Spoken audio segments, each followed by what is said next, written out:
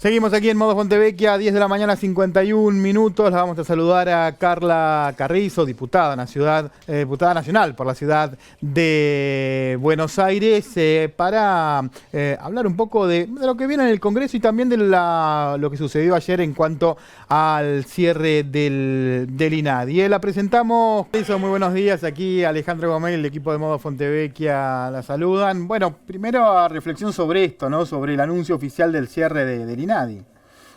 ¿Cómo estás, Alejandro? ¿Cómo Buen día estás? a todos ahí. Sí, la verdad, un poco sorprendida porque uno esperaba que el liderazgo de Milei venía a cambiar la Argentina, sobre todo las prácticas institucionales del país. Y la verdad que tengo que confesar, Alejandro, que cada vez lo veo más cerca al mileísmo, ¿no? Están haciendo el mileísmo, el culto al líder, están haciendo el mileísmo, y cada vez lo veo más parecido a lo peor o a lo más malo del kirchnerismo, ¿no? Ajá. ¿Qué quiero decir con esto?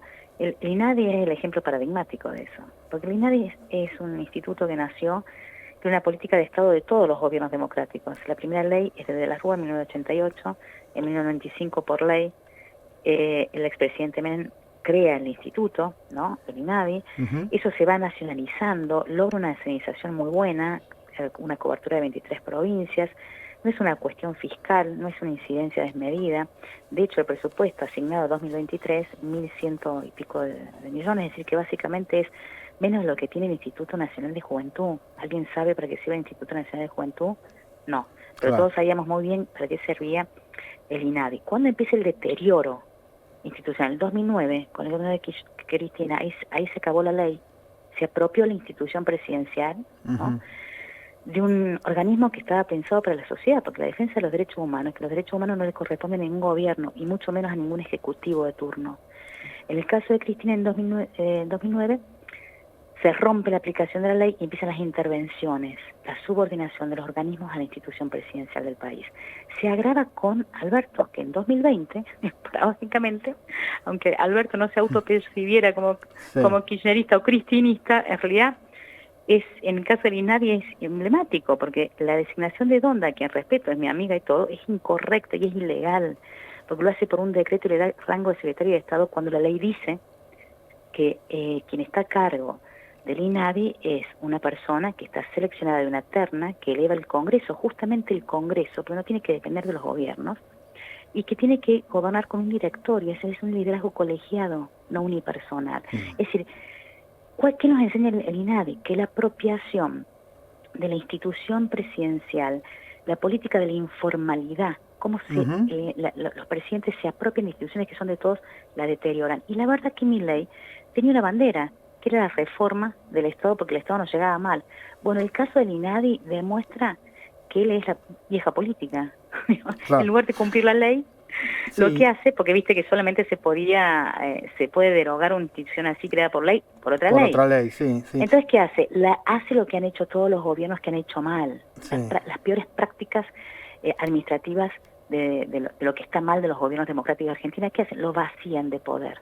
Entonces lo mandan al Ministerio de Justicia. Y yo quiero decir esto, Alejandro, para toda la sociedad, romper mitos. ¿Quiénes usaban? O sea, ¿funcionaba mal el INADI? Por supuesto que sí, porque una vez que se apropian de lo público, empieza la partidización y los repudios selectivos. Ahora, más allá de eso que veíamos en la prensa, ¿quiénes usaban el INADI en las 23 provincias con los 44 sucursales? Las personas con discapacidad lideraban las denuncias. Claro.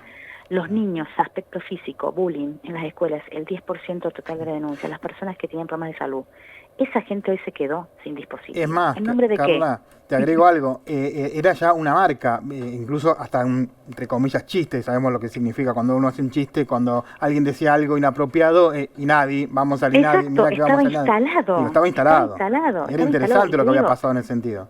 Exacto, o sea, puedo decir que fue una institución interesante, un proceso de construcción institucional de la democracia argentina, porque atravesó todos los gobiernos. Mirá, hasta en crisis, Duhalde lo sostuvo.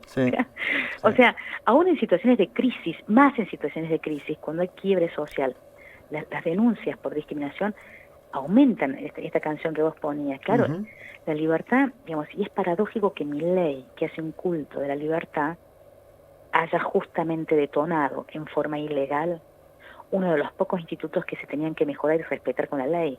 No era hacer mal y peor, era hacer bien, y era, si queremos reformarlo, por ejemplo, ya en la ley ómnibus venía la derogación. ¿Cuál fue el consenso de todos los partidos? Miren, hagamos una ley, porque fue tan bueno el trabajo que se hizo con la ley ómnibus y tan lamentable que el gobierno se haya arrepentido de continuar, que realmente había temas en los que había consensos, no sé, por ejemplo, reforma política, el tema del INADI, el tema de las agencias de control, que todo el mundo decía, mira, necesitamos avanzar porque eran agendas que se habían pedido pero no se habían concretado en el Congreso, y era como un compromiso del Congreso de empezar el 1 de marzo. Bueno, con esto lo quema, porque usó la peor herramienta, lo que no está bien que se haga, es decir, como no lo puedo hacer por ley, entonces ¿qué hago? Lo vacío, le saco los empleados y después veo, ¿qué van a ir a reclamarle al Ministerio de Justicia Nacional? Los niños víctimas de los colegios, de las escuelas primarias del país. Está mal lo que se hizo. Carla lo incorpora a Carlos De Angelis, que nos acompaña aquí en la mesa, y lo hablábamos con él, y te lo consulto a vos también, ¿no? Estos rasgos autoritarios que está mostrando Milei, ¿hacia dónde puede desembocar esto? Bueno, es una pregunta muy grande para un programa, para tan pocos minutos. No sé qué opina Carlos, yo qué pienso. Mira, lo dijo hasta al Fondo Monetario Internacional, aconsejó al presidente que amplíe su base política. Le dijo es mucho, ¿no? Sí. Y dijo mucho, porque un presidente sin partido es un presidente que no tiene que... Es como que Milei está haciendo algo rarísimo. Y un presidente sin partido amplía base política, no se aísla. Y él lo que está, su estrategia es como no dejó la campaña. Por eso es muy interesante a ver cuál es el presidente que va a inaugurar las sesiones el 1 de marzo en el Congreso. Carla, ¿qué tal? Carlos De Angelis, ¿cómo estás? ¿Qué tal? El bloque radical tiene 35 miembros, si no me equivoco. El bloque 24. gobernante tiene apenas 38, es decir, están casi cerca. ¿Cómo ves hacia dónde va este bloque? ¿No? Porque a partir de la partición de Juntos por el Cambio, la Unión Cívica Radical no solo tiene este bloque en el Congreso, sino gobierna provincias. Voy a confesar una opinión personal. A De Loreo lo veo como ambivalente, ¿no? Como diciendo quiero ayudar, pero no nos dejan. ¿Hacia dónde va a ir el radicalismo? ¿Va a ir hacia una oposición y salir de cierto complejo de inferioridad que en la que yo evalúo, ¿no? Vos podés, por supuesto, decirme si estás de acuerdo o no, o va a tomar iniciativas políticas que en este tiempo, y sobre todo el gobierno de Cambiemos, quedó bastante relegado. Después me decís a mí con las preguntas. Mira el pedazo de pregunta que te hizo, dale. Bueno, 3 cosas me parece muy interesante. Primero, el sistema político cambió en la Argentina, y la verdad que Juntos por el Cambio ya es historia, y al menos es una historia parlamentaria, porque de hecho nosotros en el 2023 funcionamos como un interbloque. Claro. Y ese interbloque ya tenía problemas de funcionamiento, pero en 2024, después de la elección presidencial, ya los partidos que componíamos Juntos por el Cambio estamos reordenados con bloques con nombre propio. El radicalismo volvió a tener su propio bloque, no forma ningún interbloque, la coalición cívica tiene su bloque, incluso forma interbloque con Hacemos Coalición Federal, donde miren, en ese bloque está desde el Partido Socialista, Margarita Stolbizer, con López Murphy, o sea, el gente del esquieretismo, y Yarlora, es decir, ha habido una reconfiguración política, porque ¿qué es lo que pasó, Carlos? Esta es mi segunda reflexión. La competitividad que tuvo, diría, una oposición más de centro desarrollista a nivel nacional, a nivel provincial, donde se ganaron 10 provincias, no se verificó en la elección presidencial. Entonces quedó como disociado el país de las provincias, con 10 gobernadores absolutamente nuevos, con una impronta, digamos, que tiene más en común que lo que los divide, y eso no tiene un liderazgo presidencial que los represente, ¿no? Eso es muy interesante, y eso se ve también en el Congreso, una fragmentación con partidos que tienen mucho potencial para liderar y que todavía no encuentran una causa común. O sea, eso que está pasando, esa foto que vemos, gobernadores, presidentes, se da en la banca de los legisladores, de los diputados, y entonces hay bloques con mucho potencial, pero esperando una configuración más certera de la política argentina. ¿Qué esperan? ¿Qué estamos esperando los radicales? Y en eso diría, estamos todos mucho más unidos de lo que parece, porque es un partido que obviamente tiene 5 gobernadores, gobernaciones importantes, Mendoza, Córdoba, Corrientes, Chaco y Jujuy, sí que gobierna provincias donde el electorado antes era típicamente peronista y provincias donde el electorado es prácticamente no peronista. Tiene una gran composición sociológica interesante ahí. Ahora, ¿qué está esperando? Los 100 días. Lo que la práctica democrática indica en todos los países democráticos, democracias parlamentarias y presidenciales. Los primeros 100 días del presidente es un respeto a lo que las urnas eligieron. Estamos en ese intervalo de espera, esperando a ver qué tipo de jefe de Estado quiere ser Milei. Si Milei quiere ser un líder aislado, chiquitito, influencer, o quiere ser un jefe de Estado. ¿Quiere ser un presidente o quiere ser un tuitero? Hasta ahora toda la dirigencia política tiene ese intervalo de espera y un poco de cansancio, porque esperan que el presidente actúe como un jefe de Estado y el presidente sigue actuando, te diría, con 3 componentes que a mí me llaman la atención y que me hacen acordar un poco esta cosa de el peor rostro del kirchnerismo que no se agota en todo negativo, pero sí tuvo 3 componentes muy fuertes. El culto al enemigo, en un momento donde la Argentina está partida porque hay un 52% de pobres en el país, no da esa estrategia. El culto al deterioro institucional, no es como él quiera. Ese decreto que tiene 300 reformas y 8 emergencias, está todo el mundo esperando a ver qué quiere hacer, pero la verdad que le hemos pedido que mande leyes, porque queremos debatir y construir, no descalificar ni inhibir.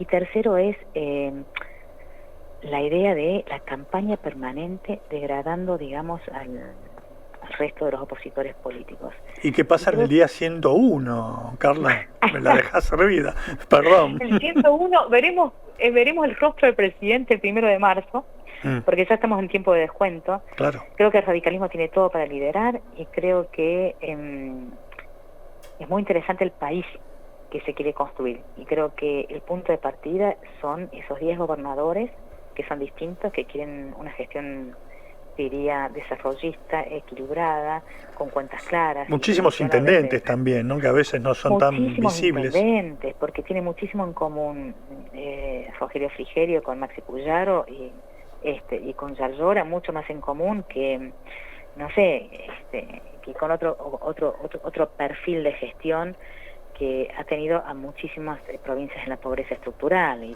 te menciono 3, Santiago del Estero, Formosa, Tucumán. Esa modalidad de gestión provincial tiene que terminar en la Argentina. De mi mente me parece muy interesante y muy auspicioso eso, pero eso no se trasladó en la competencia presidencial. Ese es el desafío en la construcción política. Por último, Carla, ¿qué visión tenés de lo que tiene que hacer el radicalismo en la comisión, en la bicameral? Porque bueno, es determinante, ¿no? lo que haga allí el radicalismo. Sí, esa es una excelente pregunta. Finalmente se formó la bicameral. Nosotros estamos en ese intervalo de los 100 días. Decirle a toda la ciudadanía que esa lógica de impotencia política con la que se acomoda el presidente y está cómodo, no es correcta, porque él con el DNU tiene 8 emergencias y puede hacer muchísimas cosas, entre eso hacer las cosas que hace con el INADE, las cosas que ha hecho, ¿no?, con otras áreas, digamos, que por ahí eran más merecidas para ser intervenidas, como la reforma de la administración pública en Argentina. Pero no es un presidente que esté impotente y tenga todas las manos. Tiene las manos muy libres. Tiene 8 emergencias declaradas y 300 reformas en potencia, ¿no? ¿Y qué quiero decir esto? Y el DNU es legal, salvo en las áreas en las que se ha digamos, judicializado. Sí. Judicializado con éxito, que en el área laboral y otras áreas más. Quiero mencionar un actor que es interesante acá, Alejandro y Carlos, y es la Corte. No es solamente acá un tema de ejecutivo, legislativo, bicameral y las cámaras. O sea, la Corte le tira la pelota la Corte al Congreso. puede intervenir, la Corte puede pero... intervenir. La Corte puede intervenir porque tiene muchas demandas de inconstitucionalidad. Entonces, acá es interesante cómo juegan los 3 poderes en un momento donde hay un presidente sin partido y que tiene una agenda absolutamente ambiciosa, porque el problema de este DNU no es un DNU. Todos los presidentes han legislado con DNU cuando son acotados. Un DNU por reforma, no un DNU para 300 reformas. Esa es la magnitud y la intensidad. Y ahora, Carla, perdón, ¿vos pensás que la ley que regula los DNU se puede llegar a cambiar para que tenga una lógica diferente? Porque es más fácil gobernar por DNU que por ley, ¿no? Yo creo que la ley, lo que hay que agregarle a la ley es el modelo brasilero. El modelo brasilero que le da acota el Congreso, dice, miren, si el decreto no está ratificado o está rechazado en 30 días, tiene que presentar el presidente una ley.